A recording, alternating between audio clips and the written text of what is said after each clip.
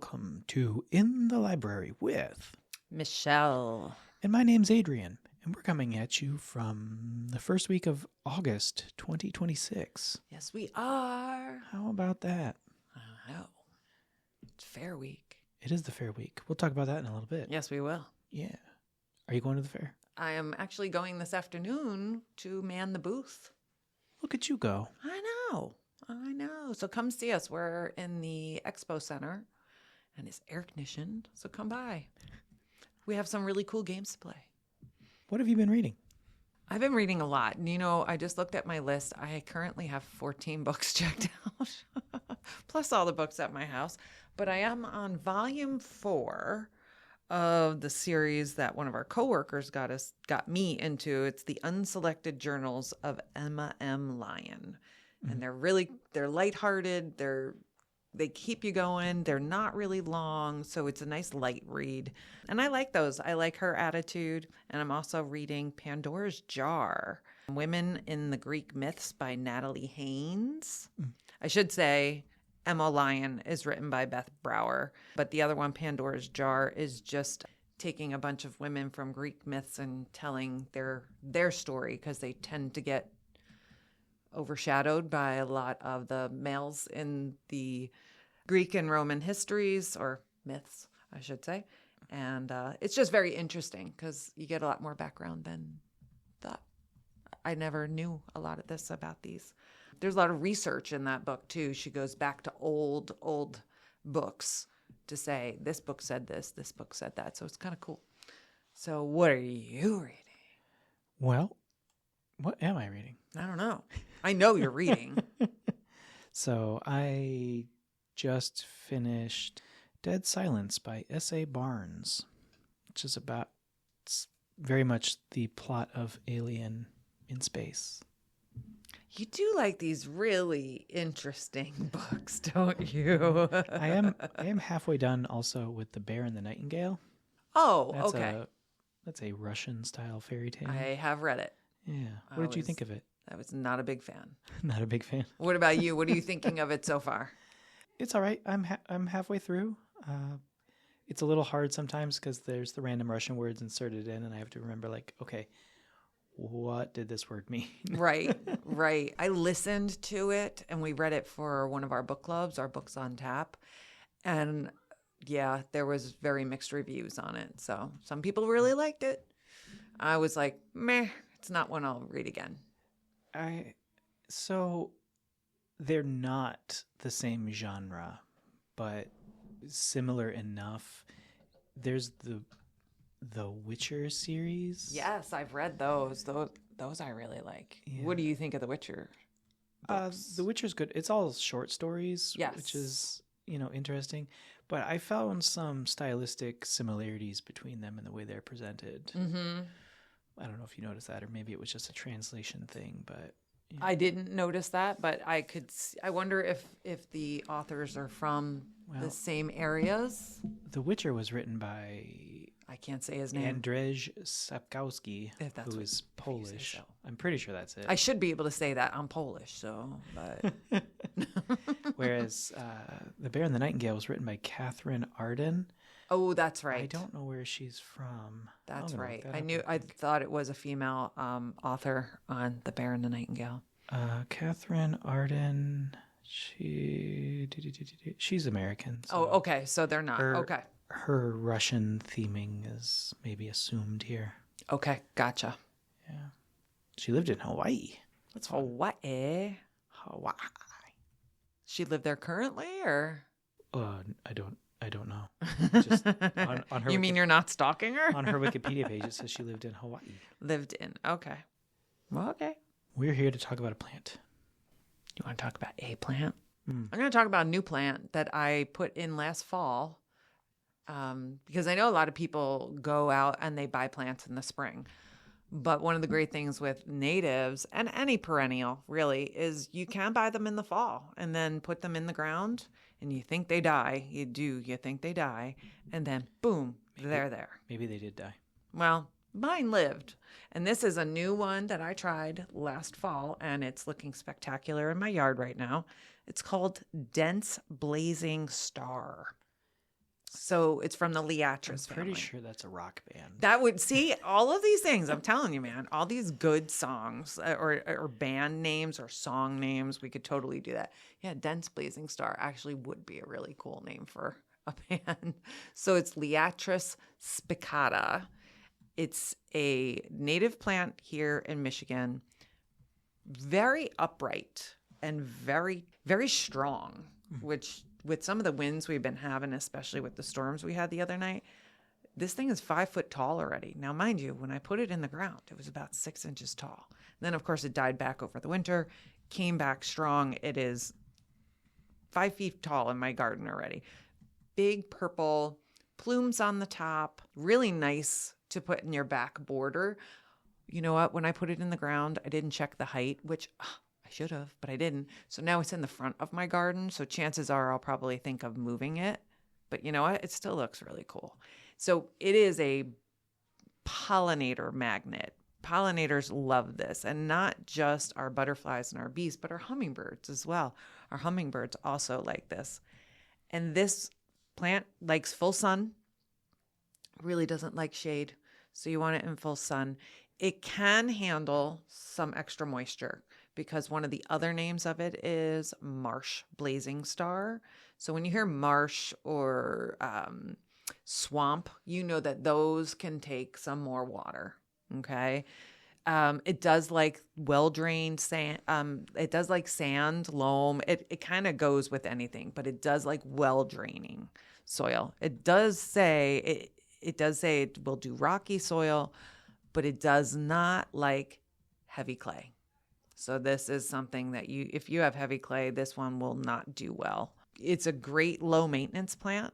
You don't have to fertilize because if you do fertilize this plant, it will actually weaken the stem and it will wind up falling over on you. So you're causing more problems.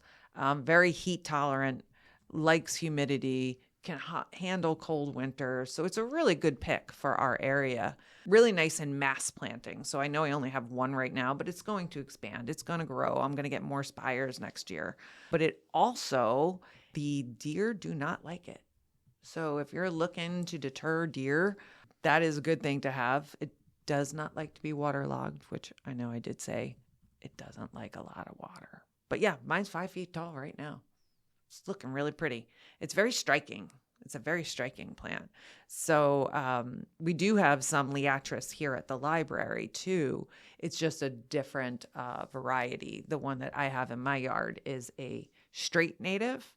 The one we have here at the library is what we call a cultivar. So it is still a Liatris. It is still considered a native plant. Well, okay.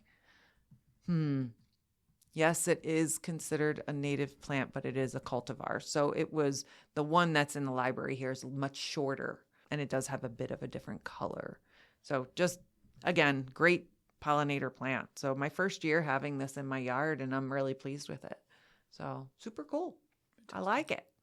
Yeah. So we'll see how it, I mean, if it got through last winter as a little bitty thing that I just put in the ground, I'm assuming that it's going to get through most winters. So I like tough plants. I like tough plants and I cannot lie. I'm going to cut that. No, you're not. I have that song stuck in my head thanks to Jess because she brought me in a shirt so I could wear it to the fair today, a library shirt. And on it says, I like big books and I cannot lie. So I've had that song stuck in my head since 8:30 this morning. Mm-hmm. Welcome. You're welcome. Now you have it stuck in your head. What else can I say but hey, you're welcome. That's from Moana. Oh, is that the new one or no? It's the old one? From both of them, isn't it? I don't know. You've never seen Moana? Nope. Oh, well. My kid was too old by that point, and my grandson's too young. So in the future, I'm sure. Okay. So if I have a flower bed, okay, how often should I change the sheets? Well, if your flowers are healthy, you really don't need to do much to those sheets. I mean, there are times with a flower bed where you're going to want to add compost and things like that. So, and different kind of nutrients depending on what you put in there. what kind of plants and what kind of nutrients they're taking out of the soil, you're going to want to replace those. But as for sheets, nah, you're good. Don't bother with the sheets. It's just going to create more laundry. So did you have anything you wanted to discuss regarding our plants? I was just going to talk about native plants in general. Why? What do you have? Do you have something? No. No? Okay. No, I do have. I was just going to talk about, people are like, why should I plant native plants as opposed to like all these pretty exotic flowers or exotic plants that I see at a lot of nurseries? Well, there's a lot of reasons. So first of all, I'm just going to talk about very quickly, like, what is a native plant, right? So I'm not going to give you the fancy U.S. Forestry Service because it's complicated. I simplified it. It says plants that have been growing in an area prior to the European settlement. So before the colonists came over, that's what's considered our native plants. But once we started coming from other places and bringing a lot of our favorite plants with us overseas, those plants sometimes can really, really affect our ecology here. So that's why native plants are really important, because when we bring in anything invasive, it's going to choke those out. And our native plants belong here. They are here to keep a balanced ecosystem. Okay. They're good for the animals we have here. They can tolerate our weather patterns. So anytime you're getting something that is not native to our area, you're risking a lot of different things depending on what the plant is. I could go on and on, but I won't. So can you repeat that definition for me one more time? Hold on. I have it written down here.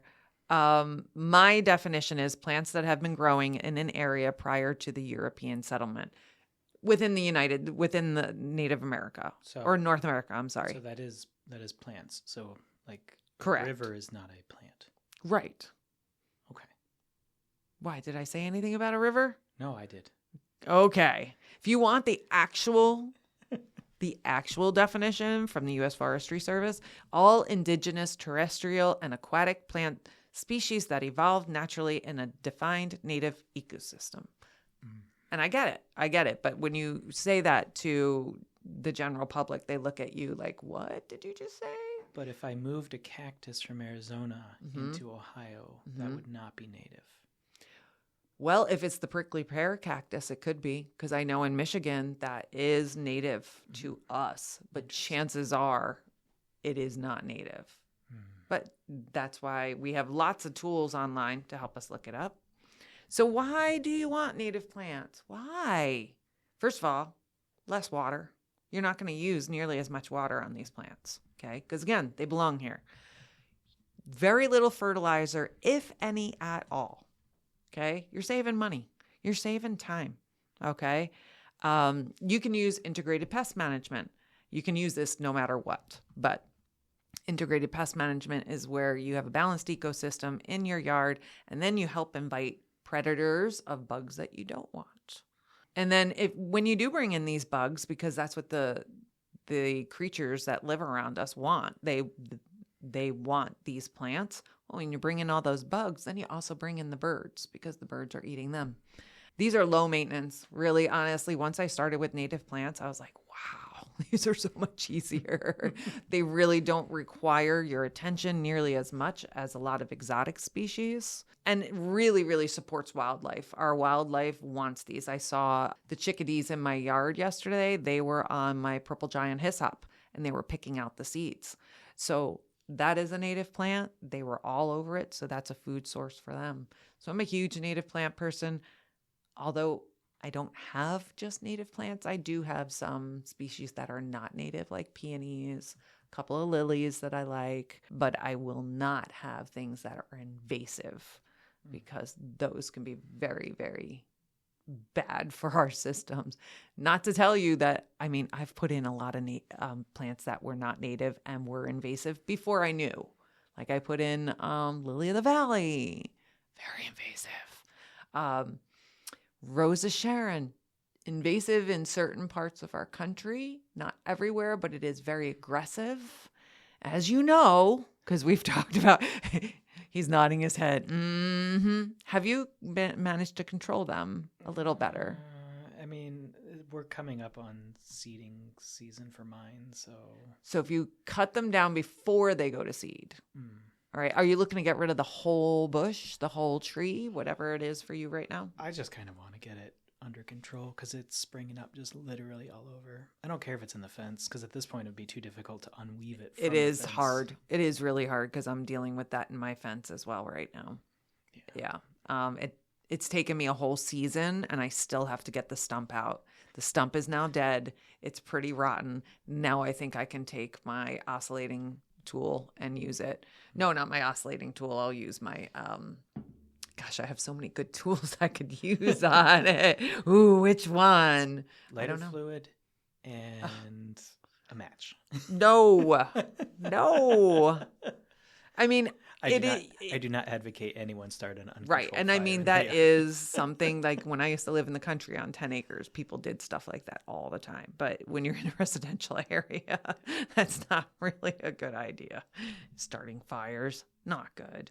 So, I mean, and don't think like, oh, I have all these plants. It's too late for me to start putting native plants in. It's never too late to start with native plants. It is, though.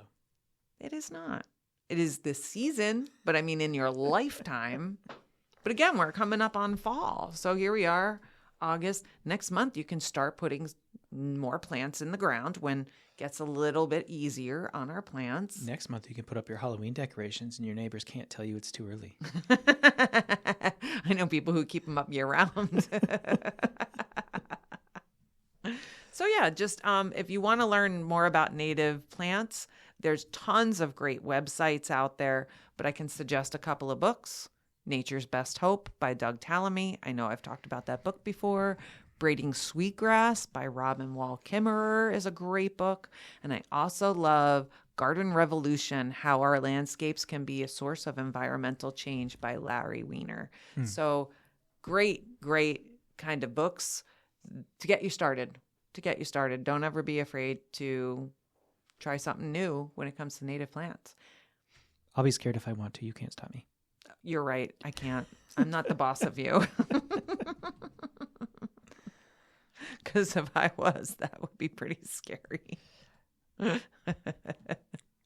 So yeah, just a little plug on why you should put native plants in, because I don't even think we ever really discussed that so much. But it's also middle of the season where people's gardens are doing their thing and they're at the point of it is what it is. Yeah. They're not going to be making too many changes at this point. And I don't blame them. But the fall's coming, so you can make lots of changes then if you want to. What if I want to completely pave my yard?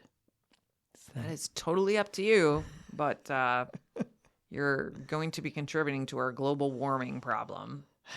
Yeah, probably. By doing that. So you'd be better off planting some trees. I don't think your family would like that. Pretty sure they would not like that. Go play on the concrete, kids. Yay. Oh, you got hurt again? Oh, well. It's fine. It's fine. Get up. Shake it off. I'm from Gen X, so it was like, are you dying? Okay, fine. Get up and go. You're fine. So yeah, that's my little spiel. I mean, literally, I could go on and on about native plants forever, but that's in a nutshell. If you have any comments, questions, or feedback for Michelle and how your garden is going, please feel free to leave them in the comment section down below. And I want to let you know, too, most of this stuff I don't know off the top of my head. Like if somebody asks me a question, a lot of times I got to go and research it. I might have some general knowledge, but at least I have very good sources to check with, reliable sources. So that's how I find out a lot of my stuff. Because there is a lot of false information out there on the internet, in case you didn't know. Let's talk about what's going on at your local library. Whoop, whoop. Am I going first or are you going first? Why don't you start us off? Okay. I'm going to start off with the fair, just because it's Fair Week, Monroe County Fair. I used to do the fair all the time. What about you? I've never been to the Monroe County Fair. What? No. Wait a minute. Oh my gosh, people. Yeah, Did you hear that? I've been to the Wood County and Lucas County. Okay. But That's fair. That's fair. Monroe County Fair is a very good fair. My kid used to do 4-H. I was a 4-H leader. So we were there all week, all day. It was, I'll be honest, I'm not sorry those days are over. But my kid got a lot of experiences out of it. So in general, it was a really great organization to come and see. So the fair is open August 2nd through the 8th. The 8th is Saturday. Lots of good stuff going on. We've got Daughtry is going to be on Saturday night. That's the concert. That is the musical performance. My kid is going to that for her birthday. And there's so much going on there. Okay, the food. Okay, I really think I might need to try some fried Oreos this year. I've never done that, and I kind of really want to. I want to, and I don't want to. Fried Oreos, fried Twinkies, fried Snickers. Why are you looking at me like so you take a packet of French fries. You wad them around the Oreo. Ew. You just totally ruined it for me. Now I can't do it. See? Just wad it up in the... Oh. You know, whatever. But anyway, come see us at the fair because we are there and we're indoors. And maybe if you ask Michelle nicely, she'll wad up some French fries. Around No, the I Oreo will for not. you. I will not. He has ruined this for me now. Oh, I think my sugar count thanks you, but the emotional part of me that wants to eat my feelings says it's very mad at you right now. All right. The Frenchtown Dixie Branch Library is pleased to present Astronaut Training for Kids coming August 15th from 10 a.m. to 11 a.m. Do you have what it takes to become an astronaut? We will have books, crafts, and training to get you ready for space exploration. Do be sure to register online. I want to do it, but it's like kids only. It's true. Just be like me. I'm a child. You are. You are. August 13th at the Bedford Branch Library, we have 70s edition of Musical Bingo, who my co-host will be handling that. He sets everything up and people are all over it. People are loving it. Pretty groovy. Yes, it's very groovy. So the 13th of August, which is next week, right? Mm-hmm. Yes, it is next week. So from 6 to 7:30 p.m., dust off your bell bottoms and get ready to boogie. We're catching a disco fever as we travel back to the groovy 1970s. We're playing musical bingo. It's going to be far out. Brought to you by the friends at the Bedford Branch Libraries. You do need to register online, or you can give us a call. One of us will help you out in getting registered if you want to do that. Are you doing 80s edition eventually?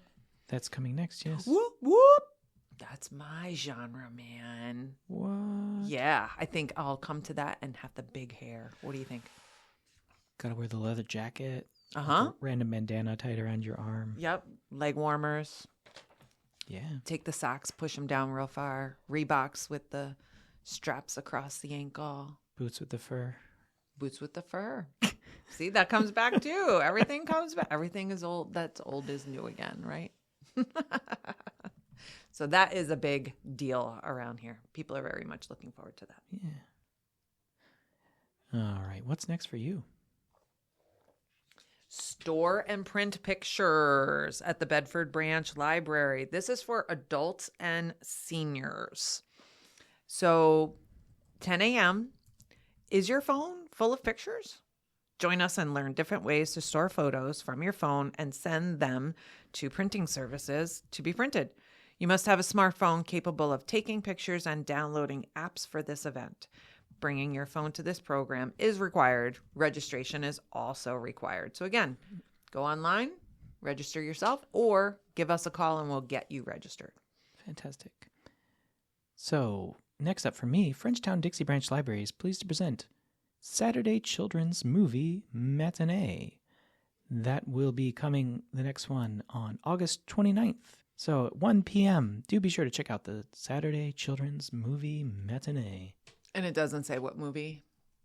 It doesn't say. No, I was just curious because I love kids' movies. I was very excited when they had How to Train Your Dragon here a couple weeks ago. So, but that's all I have for what's going on in our library. I think everybody's in the mode of getting back ready for back to school and all that good stuff. So things tend to slow down a little bit. And then once September hits, it's going to be go ahead, right? It's going to be, everybody's going to be here again. So. Do you want to know? Oh, no, that's it. You gave me 3. That's it. All right. That's all I have. Well, do be sure to like and subscribe and hit the ring bell for notifications every time we get an update. We could always use some feedback on what we can be doing better and how to improve our podcast. If you have any questions, do be sure to leave those for Michelle. If you are watching us on Spotify, do be sure to like the episode and like the page as a whole because it will help us with the algorithm. Mm-hmm. And that's it from me. So this has been In the Library with Michelle. And I'm Adrian. Bye. Caw, caw, caw.